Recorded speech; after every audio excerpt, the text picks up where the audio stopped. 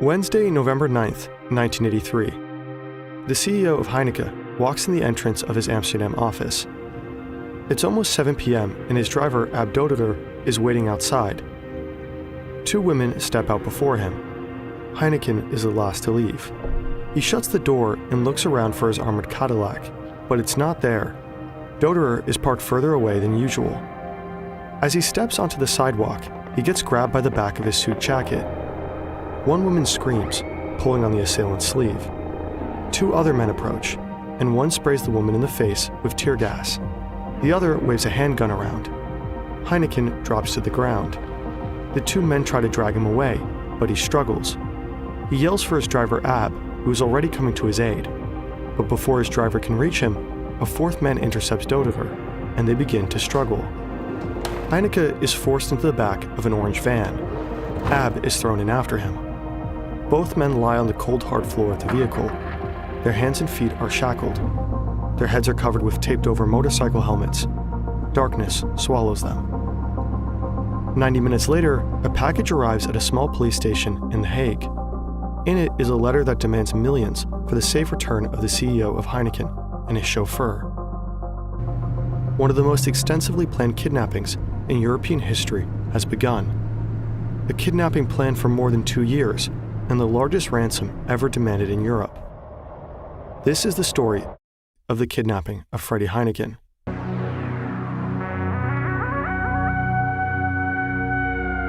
This video was sponsored by Udo, and it was only made possible by the research done by the late Peter R. de Vries, where he interviewed the perpetrators directly, as well as the Panorama Misdaad dossier. Direct quotes from these books will be denoted on screen. Also, a special thanks to Tyler and Garian. It's New Year's Day, 1981, 2 years before the kidnapping. A man is driving to meet his best friends at their hideout. It's almost midnight, and he's running late. He pulls into the street and parks outside. The apartment is on the second floor of the 99 Van Halstraat. They named the hideout after the flower shop below it. Paradise. He sees two familiar cars, a red Saab Turbo and a bronze Mercedes. Two of his friends are already here. He enters the building and climbs the stairs, walking through an already open door. They're lounging on leather armchairs. There's champagne on ice, and the New Year's countdown is playing quietly on the TV. Soon, the clock strikes midnight, and he clears his throat. Look, over the last few years, the four of us have done some good business, and sometimes earned decent money. We drive smart cars, carry thick wallets, go on nice vacations, and can always buy around in the bar. On the surface, nothing is wrong. But I feel we have been picking up scraps. The banks are being difficult, and the taxman is annoying. The market is collapsing, and interest rates are high. Even the construction business has gone bankrupt. In short, I'm asking myself, what are we doing? Our cars will be gone, our horses will be off the course, and our boats out of the water. Everything gone. Is that what we want? Can we allow that? Well, I'll tell you straight out, I would rather die. I believe that the time has come for us to take an important decision. A shot at all or nothing, to hatch a plan that will solve all of our problems in one go, permanently. And I mean permanently. This group eventually became a team of 5. The man speaking is Cor van Hout. His friends call him Flip or Flipper for his childhood obsession with pinball. He is a notorious horse gambler and owns real estate across Amsterdam.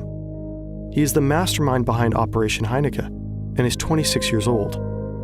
Sitting on the couch is his right-hand man, Willem Holleder. He's muscular. His nickname is the Nose, for no apparent reason. He's 25 years old. Next to Willem, Frans Meyer nods in agreement. He's one of Cor's oldest friends. His nickname, the Professor. Nothing gets past him. He's 30. The fourth member that will eventually join is Jan Boulaert.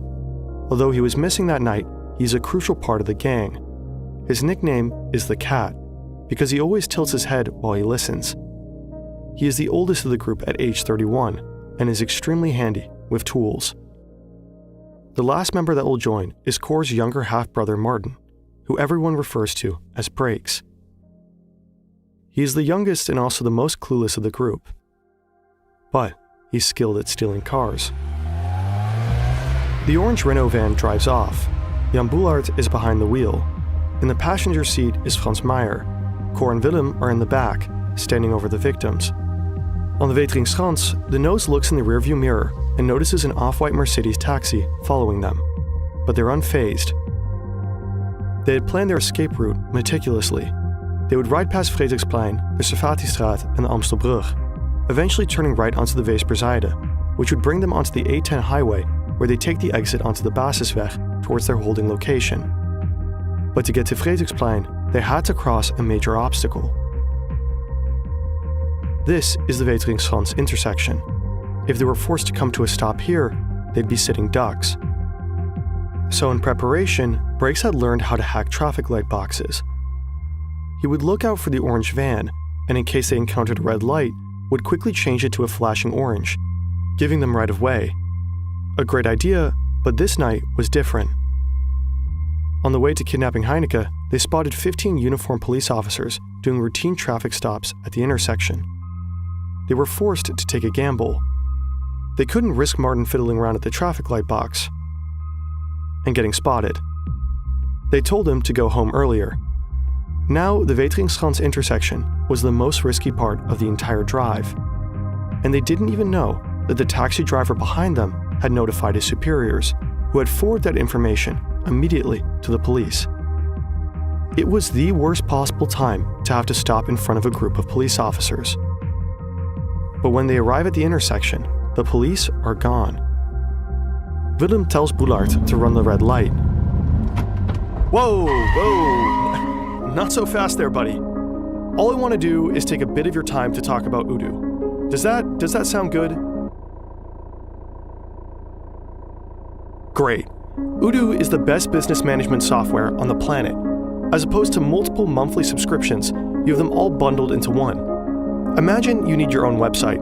You can get one for free for life with unlimited hosting and support, as well as a free personalized domain name for 1 year.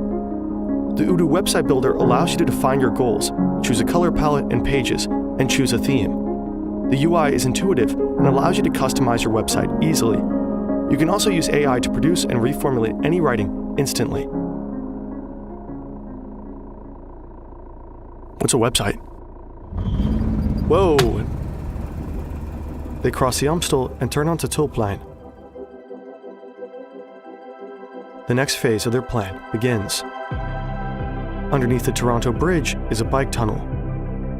Earlier, they had removed a bollard, allowing them to drive through the first entrance of the tunnel. The plan is to block it with the van, but the taxi is still behind them, so they don't stop in the middle, but drive forward. The men exit the vehicle quickly. In haste, Cor drops a duffel bag filled with Uzis and ammunition, and smashes a pair of glasses on his way out. Bull later walks towards the taxi driver with gun in hand, who gets the message, quickly backs up, and drives off. Heineke is transferred into a white Citroën GS, parked conveniently on the other side of the tunnel. Van Hout takes Doderer and puts him in the back of a second car, a Renault 20. Willem hops in. They drive to the A10 Beltway, passing the Rij, and take the turn off Havensvest towards the industry terrain, the Heining. The men pull into the open doors of a steel Romney shed and close them. The entire abduction took no more than 35 minutes. The captives' clothes are burned except for IDs and Heineken's watch. They head back to their favorite bars in Amsterdam to build an alibi. It's 90 minutes after the kidnapping. At a small police station in The Hague, an anonymous package is dropped off.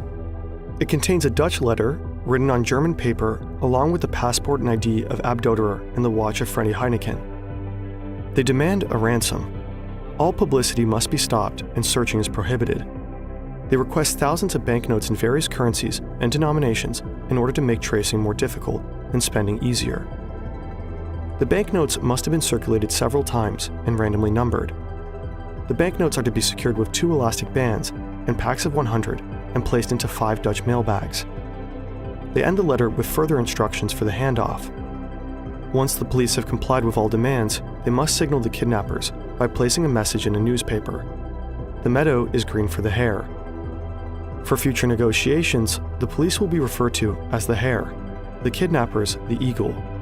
a 72-hour countdown begins. While the police had no time to prepare, the kidnappers had years. The police are flailing. They need more time and take a bold risk, one that could cost the victims their lives.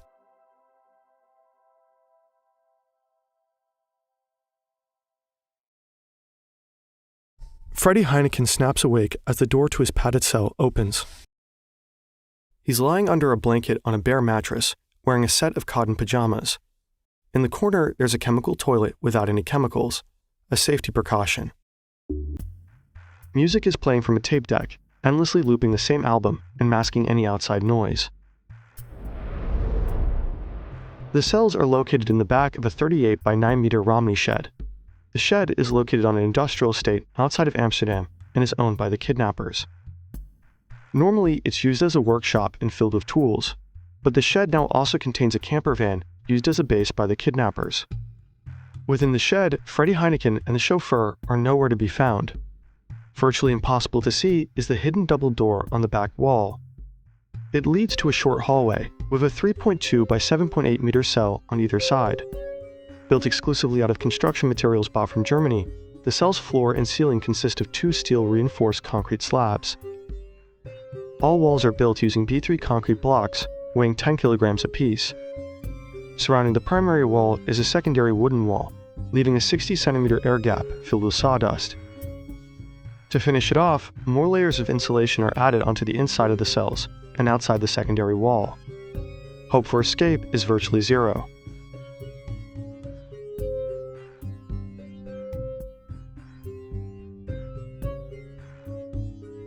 A kidnapping consists of 3 phases: the abduction, the negotiations, and the ransom collection.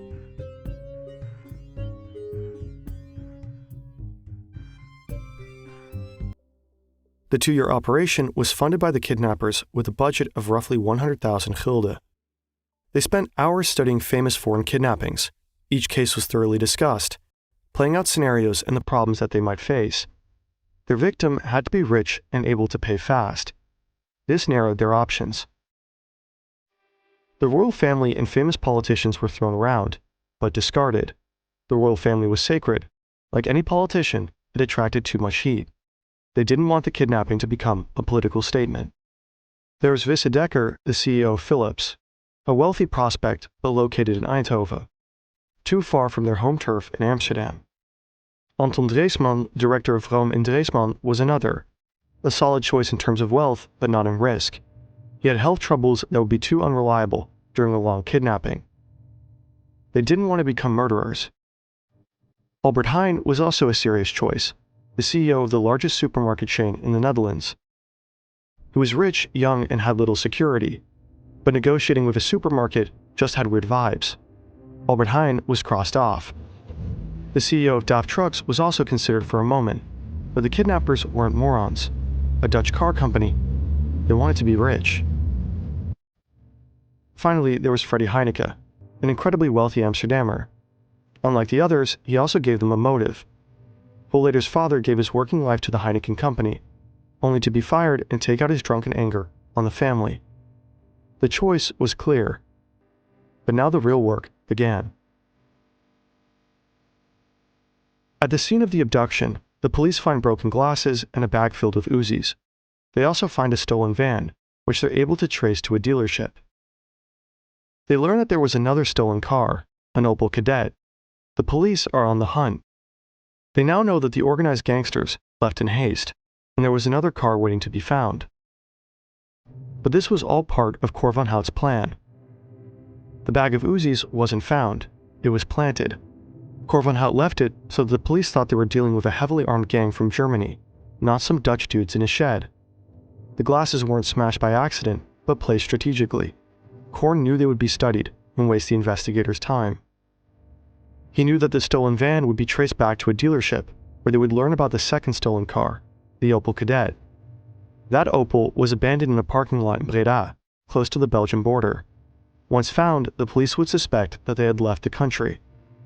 Practically all their equipment, from the paper they used, to the typewriters, to their disguises, were all bought across the border. Any evidence that Heineken tried to take with him after the handoff would lead the wrong way. They had him, and the police were following the wrong trails. The first phase of the plan, the abduction, was complete. The second began.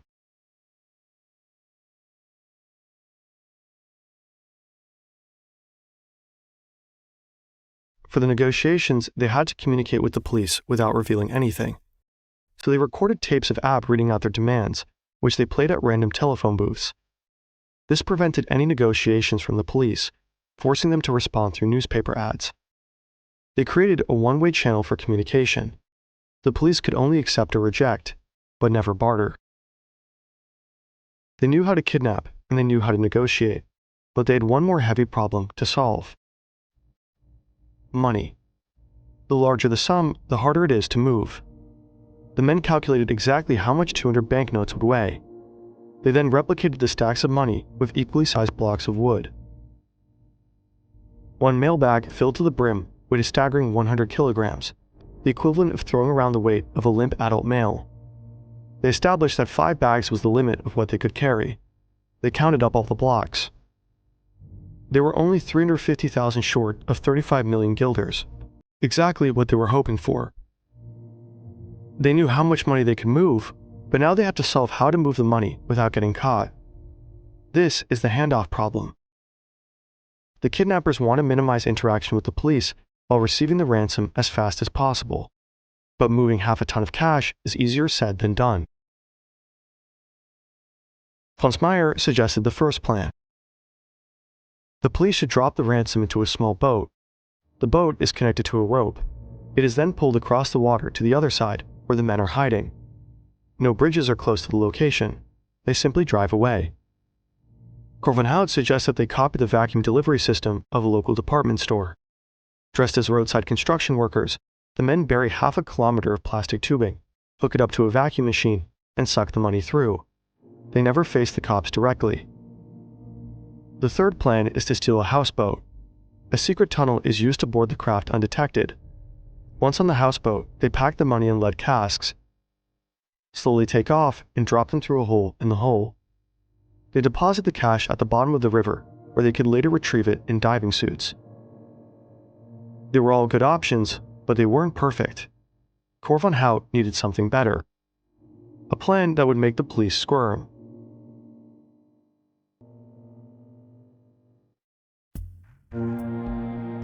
It's Tuesday, the 15th of November, 1983, 6 days after the kidnapping. The police are called and hear the voice of the chauffeur, Abdodover. This is an instruction for the hare from the Eagle. The hare will depart in the white VW transporter van within the next 10 minutes. Instruction: drive to the Hilton Hotel at Schiphol Airport. At the entrance to the hotel, you will find new instructions buried in a plastic container at the foot of the first lamppost on the right. Follow these instructions exactly. If the VW van is followed by anyone at all, it will be the end of them. It's the middle of the night, and Van Hout, Holleder, Boulaert, and Meyer sit in a dark apartment, overseeing the Koentunnel Road. By tomorrow night, the men will be rich beyond belief. They're watching with binoculars, waiting for a police officer to drive past in a VW transporter. They had instructed the police to mark the van with 2 large red crosses, making it easier to spot. But as the kidnappers watch, hours begin to pass. The van still hasn't driven by. They made it clear in their letter that if the police didn't act, Doderer and Heineke could buy back their lifeless bodies. The only explanation is that they missed the van. But that's not a problem. Brakes is still at Schiphol, waiting to call them when the police arrive. The 4 men move to the next position for the ransom handoff. A Hanomag van parked in the outskirts of Utrecht. But as 5 a.m. passes, they still haven't received a call. When 8:30 rolls around, the men lose hope. The police aren't going to show. In a desperate play for more time, the police gambled with the lives of Doderer and Heineke. Cor van Hout is furious. The police gained time that they didn't have before. Parts of the plan for the ransom handoff have been exposed. But if the police choose to play them for fools, they deserve the same. Cor van Hout tells the police that they did irreparable damage to one of Heineke's and Doderer's fingers. And for 10 days, the police hear nothing. ample time to worry about the mistake they made. But on the 10th day, This is the Eagle. These are instructions for the Hare. Go to Utrecht Central Station, luggage locker 2150. Repeat, Utrecht Central Station, luggage locker 2150. Collect this assignment promptly and take it to Die Ark in Noordwijk. It's Sunday, November 27th, 2:30 a.m. The police collected the assignment from the luggage locker and are sitting in the house of Heineke with an employee of the company, anxiously awaiting the next call. Cor van Hout has changed things. They are no longer the eagle, but the owl. The police are no longer the hare, but the mouse. This is the owl. This is a telephone instruction for the driver, the mouse. Make notes. The driver, the mouse, will leave within 10 minutes in the orange Renault van with the 5 bags of ransom money. Instruction: the mouse drives to the Euro Motel on the A4 just past Schiphol in the direction of Amsterdam. Near the entrance to the Euro Motel, further instructions are buried under the right-hand lamppost. Follow these instructions precisely. Is this understood, and will this be carried out? Answer immediately with yes or no. Yes, the instructions are understood. We are ready to leave. If anybody follows the orange van, all deals will be cancelled forever. A police officer follows the first set of instructions. At the Euro Motel, he finds a note along with photos of Heineke and Doderer holding recently issued newspapers. Drive to the southern province of Brabant, to the Texaco gas station called Zevenbergse Hoek, alongside the A16 motorway between Breda and Dordrecht. Upon arrival, the mouse is told to order a cup of coffee and wait for the call from the kidnappers. Follow the road to Breda. A plastic container is buried under a milestone along the way. Retrieving the letter, the mouse reads, Drive toward Antwerp in Belgium and take the Rijsbergen turnoff in order to reach Utrecht via Tilburg using the A27. After taking the De Meern turnoff, drive towards Bizet Avenue in the Utrecht neighborhood Welgelegen. Further instructions are buried close to a numbered lamppost in the area of De Hommel restaurant. Digging up the plastic container, the mouse finds another note and a set of car keys. Transfer the ransom from your car into the Ford. Then take the Oudenrijn intersection and head towards the Maasbergen Motel in Arnhem to await further instructions. On the front seat next to you is a walkie-talkie under a piece of cloth. It is turned on. Remove the cloth, but do not touch the walkie-talkie. It is strictly prohibited for you to touch the walkie-talkie. Any instructions given to the mouse, the driver by the owl, have absolute priority and must be carried out immediately. The owl. The green Ford Taunus was easy enough to spot. A woman's bicycle was strapped to the roof. Although the officer couldn't see it, it also had a single French headlight, which emitted a distinct yellow glow compared to the usual white. It was now almost 7 a.m., and the driver had been on the road for hours with no end in sight. He drives over the Maarsbergen overpass. This is the owl with instructions for the mouse. This message has priority. This message has absolute priority. This is the owl with instructions for the mouse. Reduce speed to 60 kilometers per hour and follow the crash barrier. Stop at the red road cones. Put the bags containing the money into the hole that you will find there. Afterwards, follow your instructions. This message has absolute priority. This message has absolute priority. The officer slows down, spots the cones, and comes to a dead stop. In front of him is a hole. Cor van Hout's plan was an elaborate scavenger hunt. He would lead the police down various twists and turns for hours, constantly keeping him moving, only to jump on the mouse at the last moment. The police officer did not stop at a river, a set of vacuum tubes, or a houseboat. He stops at an overpass that was found after driving more than 1,000 kilometers across the Netherlands. An overpass that met a few very specific conditions. Willem Holleder, spotter 1, standing on the edge of a field around 800 meters from the overpass. He is equipped with binoculars and a walkie-talkie. This vantage point means he can easily see the approaching car, but he is also visible to helicopters. Since he's located near an army base, the men decide to disguise him in an army uniform, both for camouflage from above and as a convenient excuse in case he runs into a farmer or hiker.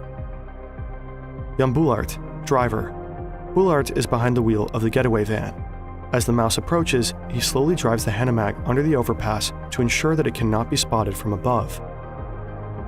Franz Meyer, spotter 2. Franz gets out of the Hanomag and crouches in some nearby bushes. He watches the overpass, ensuring that the police officer is not followed, and letting the rest know over the walkie-talkie once he has left. Cor van Hout. Van Hout is sitting in the back of the van, ready to grab the cash. He hears the mailbag slide down the storm drain into the underpass. As Cor exits the vehicle, he hears the faint sounds of helicopters overhead. Within 30 seconds, all 5 are in the van. Franz quickly checks that the mouse has left. They had chosen a stretch of highway without a roundabout close by, ensuring he could not turn around and come back. The 2 men get back in the van and Jan drives off. It's a tense drive. There's no sign they are being followed, and within 10 minutes they reach their final destination, a forest clearing near Zeist. The transfer happens in one smooth motion. Boulart takes his foot off the gas, shifts down, and uses his handbrake to prevent the brake lights from turning on. If anyone was watching, they wouldn't know that the car had briefly stopped. Just slow enough to hop out, Meyer and Van Hout pull out the cash as he drives off with the van. They quickly pull the 5 mailbags over to where they buried several large plastic drums. Removing the top layer of dirt, they take out 2 sleeping bags and spread them over the forest floor. Sliced open with a penknife, 2 of the bags' contents are emptied and scanned with a frequency detector, stashed in the drums beforehand. They scan for any tracking devices hidden in the cache. The men worked furiously as the sound of helicopters seemed to come closer and closer. As the bags are dropped into the drums, each man removes his disguise. Wigs, gloves, and bulletproof vests join the weapons, coats, and other equipment already in the drums. Cor kneels down and pushes dirt over the lids. Franz places leaves and branches on top. The drums are nearly impossible to spot. Under their jackets, they are already wearing a race biking outfit. Recovering 2 silver race bikes from a nearby bush, the men hop on and get on the road. After 2 years of planning and 2 long weeks of holding Heineke and Doderer, it was over. Cor van Hout, Willem Holleder, Franz Meyer, Jan Boulart, and Martin Erkamps had executed the most elaborate kidnapping scheme in European history. Adjusted for inflation, they collected a staggering 74.6 million euros. Until now, everything seemed and was orchestrated perfectly. But they missed something. On the 16th of November, the Heineke Corporation received a letter the police later called Item 547. It mentioned 3 names in connection with the wood workshop at the Heining: Cor van Hout, Jan Boulart, and Franz Meyer. The tipster also mentioned their business dealings. This tip was never released to the public, but it led to the eventual capture of all suspects. It's speculated that during the kidnapping, the police had no substantial leads. It was the golden tip that actually brought the group into light. Whether the police would have eventually found them without it is a different matter. But what is true is that the tip took away time from the gang that they would have had otherwise. The anonymous tip came one day after the first ransom rally should have taken place. The police's gamble paid off. If the ransom drop-off had gone according to the plan of Cor van Hout, they had 24 hours before the police even got the tip, giving them a much better chance for escape. 2 days after they hid the cash, Cor van Hout starts to notice that he's being followed by undercover police. Realizing that they've been found out, the men go back to retrieve 15 of the 35 million guilders, splitting it between the 5 of them.